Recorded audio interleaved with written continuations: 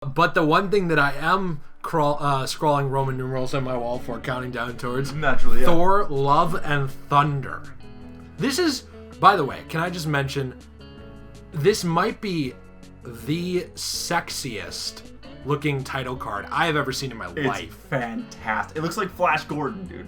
Yeah, and it's very 80s-ish. It's very Far Cry Blood Dragon looking. It's very Thor Ragnarok had this vibe to it too. Yeah. I love it. I love the colors.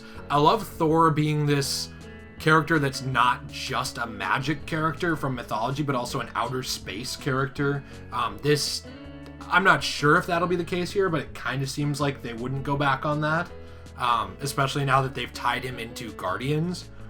But I'm just so excited to see it, and it has one of my favorite storylines of all time in Marvel Comics being drawn on for it.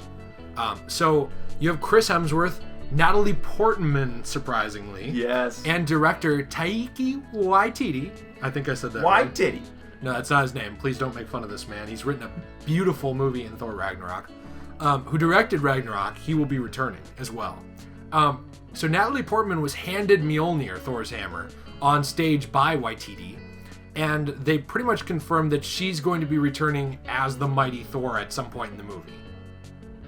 That's really cool, actually. It's big. It's, Also, can I mention she was looking fantastic on stage. Very pretty, very cute.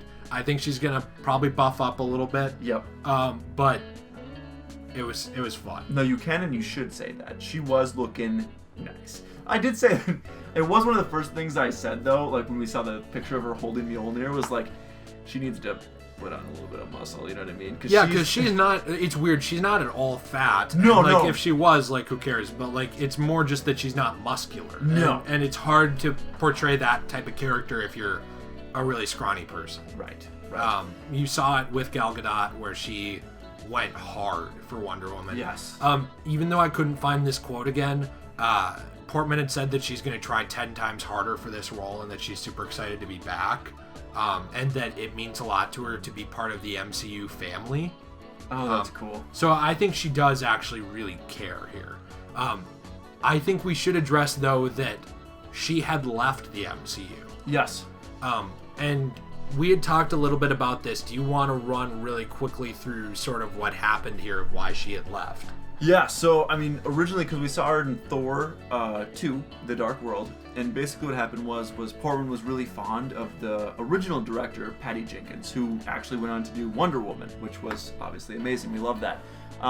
So Jenkins was set to do it, and then it all fell through with a lot of different accounts of who was in the wrong, but essentially they mutually decided that Patty would no longer do Thor 2. Yeah.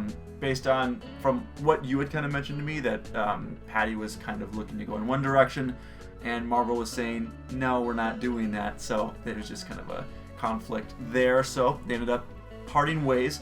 So Portman was not happy with this at all because she was really close with Patty Jenkins. So that's why we saw that she didn't return in Ragnarok and was kind of written out. We got like a small line, I think. Yeah, maybe it's Infinity kind of War. a throwaway that they broke up, and it was like Thor's like, it was a mutual dumping. Yes, yeah. I mean, it's funny, but like, it sucked because of all that they built up between Jane Foster and Thor. Right. And I just went back and watched those movies, and they build up Jane Foster and Thor's connection hard.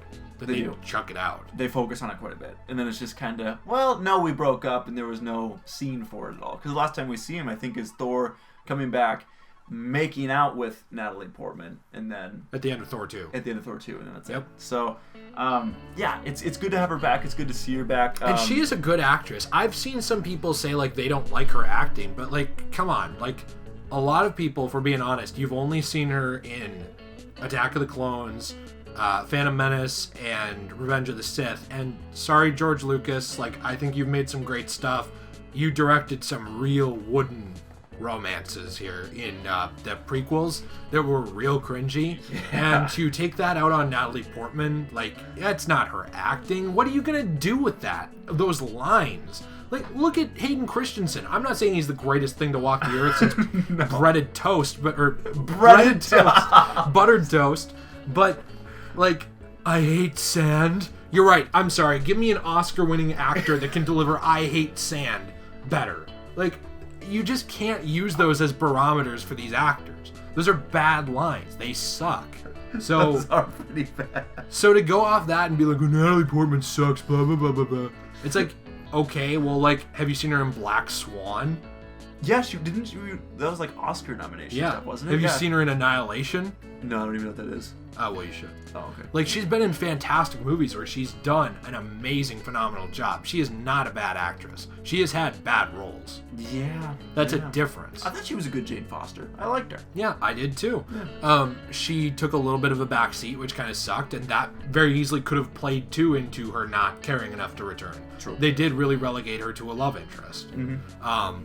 Same thing sort of happened to Gwyneth Paltrow, except I would assume the paychecks on Iron Man were so dang good, who cares? Who cares? Yeah. But this whole thing is going to be very interesting, especially because we know that the whole Mighty Thor event in the comics, like with Jane Foster becoming Thor, without going like ridiculously into it, it followed Original Sin, which was a huge crossover. Nick Fury took on a Watcher, killed him, it took his eye. There's like huge cosmic fallout during this whole thing. Eventually, Thor becomes unworthy to wield the hammer because Nick Fury speaks something to him that causes him to become unworthy. So it sort of hit this point where that was all possible because of this huge crossover for Jane to step in and become Thor. We're not at that point. We just had the huge crossover. Thor is still worthy. I could very easily see him handing Mjolnir over to someone who is also worthy, because he has Stormbreaker. Well, didn't Captain America return Mjolnir, though, in the timeline? Yeah. So they don't have Mjolnir anymore. They only have Stormbreaker, right? Well, no, wait. No, he didn't. Thor had both. Captain America returned the stone. Yeah, I thought he had Mjolnir, too, though. Because he had to return it back because they grabbed Mjolnir from that timeline. Remember in Endgame? They did, but I didn't think they ever returned it. Oh, maybe, yeah. I guess I don't really remember. I thought Thor had both at the end of Endgame. I don't know. I don't know for sure. That was the only thing. I didn't mean to cut you off. But I wasn't sure for sure. You're right, because I don't really know if he did return it or not, because it's... I thought when he was on the pod he had Mjolnir. I thought. No, he did take Mjolnir with him. I didn't even remember that. Yeah. That's interesting. However, Mjolnir could have been recrafted at some point. I mean, it's Asgardian magic. Right. And that giant guy's still alive too, so they could always make something else. Well, also, before the hammer was imbued with Thor's power, was the hammer really that special? I mean, I know it was like a legendary weapon, but like the point of what made it so powerful was that Odin takes it, does the incantation, and puts Thor's powers in it. But Mjolnir was destroyed, and Thor's powers were not tied to it anymore. No, because there was that phenomenal scene in Ragnarok where he comes out and they start playing that what's that song? You know that song I'm talking about where he's like going in slow-mo down the... Yeah, that one. I don't want to go too far into that. I don't want to get sued. Right, but it's amazing. And that was really cool. So I mean, he doesn't need it, but I don't know what they're gonna do with how they'll get it to Jane. You're right. Yeah, how they're gonna do that. I don't know either. I would assume it's this normal Marvel timeline, though. I'm thinking they're going a direction where they will... I don't know when they will move Thor out. I don't think he'll become unworthy. I think the thunder powers, like the thunder and lightning and god powers, are in him, though. Yes. But I think that they're also in the hammer. I don't know how you do that, but I would assume it's a thing where if someone holds the hammer, they have the power of Thor. But Thor also has the power of Thor now. I'm gonna be honest. I just started thinking about like this movie, and a cool scene would be like to see Thor, the Valkyrie, and Jane Foster all together, and they're all together, and they're like all ready to go. We know the Valkyrie's in it. Yes, Tessa Thompson's back too, which I forgot to put in the docket, but we know she is. Yes, which would just be, I mean, it'd be really cool to see all three of them like towards the end of the movie. You can see it now with like some crazy epic music going in the background, and then she's got Mjolnir, he's got Stormbreaker, like. I don't know. Maybe they play MacArthur Park. Yeah. Yeah, and like when he hands over the Mjolnir, it's like they left the cake out in the rain. inside joke moment, MacArthur Park was this song that we used to play to troll each other in high school because it's, in our opinion, the stupidest song we've ever heard. Arguably the worst song of all time. When you have the lyrics, MacArthur Park is melting in the dark, someone left the cake out in the rain. And it took so long to bake it. It's really bad. And I'll never have that recipe again. It's real bad. Yeah. Nice little fair use warning. We are using the song for purposes of commentary and news reporting. Allegedly. So it is fair use. But I don't know how they're going to do this. Right. It's weird. This is the one, this is up here in terms, because of what you're mentioning with Mjolnir, where it's on the same level as WandaVision. How are you going to set this up? Right. But I'm sure it'll be phenomenal. They'll do it.